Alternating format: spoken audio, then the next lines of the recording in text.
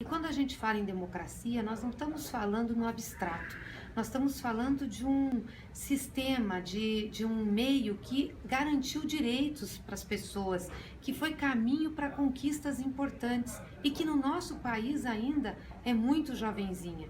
Então, querendo tirar o mandato de uma presidente da República sem ela ter cometido crime de responsabilidade.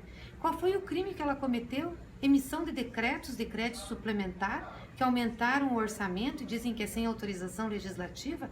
É mentira, isso não aconteceu. Primeiro que ela tinha autorização legislativa e segundo que nunca decreto de crédito suplementar foi irregular ou foi considerado crime. Ou porque ela fez pedalada. Qual é a pedalada que estão dizendo que ela fez? Atrasou em 6 meses o pagamento junto ao Banco do Brasil da subvenção dos juros do Plano Safra. O governo ajuda os agricultores desse país a pagar a conta de juros. É uma forçação de barra. É como se quisessem imputar à presidenta Dilma uma pena muito maior, muito mais pesada do que aquilo que realmente seria correspondente ao que ela cometeu. Seria como punir uma infração de trânsito com a pena de morte.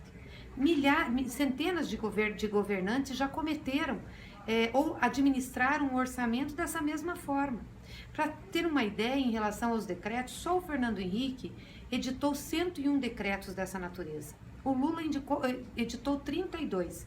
E o Anastasia, a senadora Anastasia, que foi governador de Minas Gerais e hoje relata o processo de impeachment, editou mais de 5.000 decretos durante sua gestão. Então, qual é o crime da presidenta? Na realidade, esse impeachment não é contra a presidenta Dilma pelos crimes que ela cometeu. É contra a presidenta Dilma pelo governo que ela representa. A elite brasileira quer retomar o poder, a direita, mas não tem condições de retomar pela via do voto, porque o seu programa não ganha nas urnas. Então está procurando um atalho, ou seja, vai entrar pela porta dos fundos no Palácio do Planalto. O que eu fico mais sentida é que o Congresso Nacional, que teria que ser uma instituição de resistência, está ajudando nesse processo. A começar pela Câmara com um processo viciado, ajudado por Eduardo Cunha, patrocinado pela oposição, pelo PSDB, que desde janeiro de 2015 quer tirar a presidenta do poder, e aqui no Senado, como se o Senado estivesse homologando, como se não pudesse fazer nada. A gente lamenta muito, mas nós vamos até o final, vamos resistir e vamos discutir no julgamento o objetivo verdadeiro, esclarecendo a opinião pública e fazendo mobilização popular. O que a gente pode esperar em termos de políticas sociais de um governo Temer? Nada, né? Até porque ele, naquele programa Ponte para o Futuro, já disse que quer desmantelar os programas sociais, a começar pelo Bolsa Família, que ele quer reduzir para 5% da população pobre. Isso vai cortar mais de 30 milhões de pessoas. Nós estamos num momento de crise econômica, com desemprego, e aí você vai tirar um programa social que dá sustentação às pessoas mais pobres? Isso é uma loucura. Para quê? Para pagar juro? Para diminuir a dívida? É isso que ele vai fazer? Agora, o futuro ministro, pretenso ministro da Fazenda, está dizendo que a sua principal meta é redução de despesas e tirar a vinculação de receitas. O que quer dizer isso? Que ele quer diminuir os recursos para a saúde e educação, que são vinculados às receitas. Por quê? Para sobrar mais juro, para sobrar mais dinheiro para pagar juro, para dizer que tem que equilibrar a dívida. Ora, a dívida brasileira é uma das menores do mundo em relação ao nosso produto interno bruto. Era grande na época em que o PSDB administrou.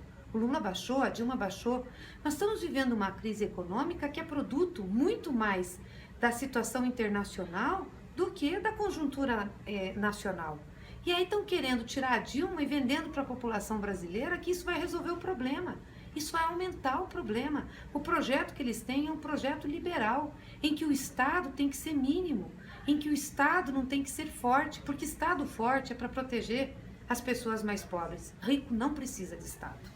A senhora acha que se a presidente Dilma fosse homem, ela teria sido tratada como ela foi tratada? Ah, não tenho dúvidas que tratariam diferente se ela fosse homem. A presidenta Dilma está sofrendo um impeachment também por ser mulher. Infelizmente, a política brasileira é majoritariamente masculina, com seus códigos, com seus trejeitos, tem pouca tolerância à presença das mulheres, principalmente quando essas mulheres estão em cargo de comando, como é o caso da presidenta Dilma. Ainda se faz política do jeito dos homens, com tapinha nas costas, com encontros comensais, com os acordos feitos fora da institucionalidade. Então é muito difícil aceitar mulheres nesse ambiente. Por isso a presidenta Dilma teve sua imagem tão desgastada, tão desconstruída, principalmente na sua condição de mulher. O preconceito, a forma como trataram, as mentiras, o falso moralismo, foi tudo para atingi-la na sua condição de mulher e para dizer à sociedade que as mulheres não estão preparadas para a política. É mentira. Nós precisamos mudar o jeito masculino de fazer política nesse país. Que consequências pode ter isso para a sociedade, esse jeito de ter tratado a presidenta? Muito grande, porque a partir do momento que se desrespeita a chefe da nação, que se trata a presidenta desse jeito e que a imprensa, a mídia, de maneira geral, principalmente a grande mídia, tem um papel nessa desconstrução, inclusive de gerar ódio, a gente está enfraquecendo a democracia e, portanto, enfraquecendo o que dá sustentação às conquistas de direito que nós tivemos. Nós tivemos as conquistas das minorias, dos negros, das mulheres, dos homossexuais, né, o respeito à sociedade, as políticas públicas voltadas para esses setores. O que nós estamos vendo agora?